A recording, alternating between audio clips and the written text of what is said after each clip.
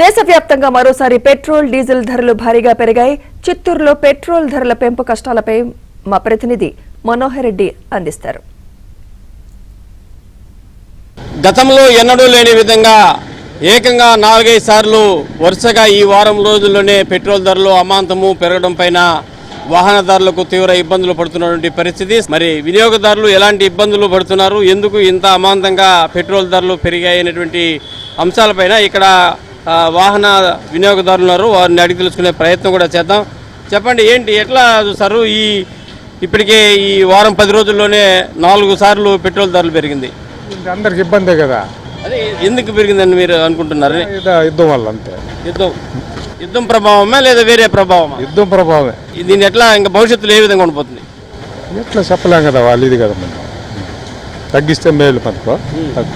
మీరు చెప్పండి, ఎట్లా ఇక్కడ ఇంతకుముందు పెట్రోల్ కొట్టించుకోవడానికి రద్దీ ఎట్లా ఉంది, ఇప్పుడు ఎట్లా రద్దీ ఉంది? పెరిగిందా తగ్గిందా, ఏంటి పరిస్థితి? రద్దీ సామాన్యంగా ఉంది, మామూలుగానే ఉంది.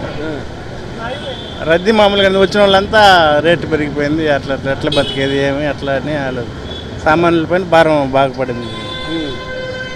అంటే గతంలో ఈ పెరక ముందు స్టాండర్డ్గా ఉన్నప్పుడు ఎంత ఉంది, ఇప్పుడు ఎంత పెరిగింది? పెరగక ముందు 110-27 పైసలు ఉంది, ఇప్పుడు 118-31 పైసా అయింది. దాదాపు 9 రూపాయలు పెరిగింది. పక్కన రాష్ట్రంతో పోల్చుకుంటే మన రాష్ట్రంలో తేడా ఉంది. స్టేట్ గవర్నమెంటు దీనిపైన శ్రద్ధ చూపి ఏదో ట్యాక్స్ తగ్గిస్తే అనుకూలంగా ఉంటుంది. Okay, thank you.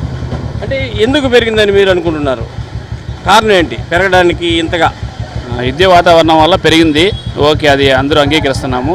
కానీ దీనికి అనుకూలంగా స్టేట్ గవర్నమెంట్ తగ్గించాలి ట్యాక్స్.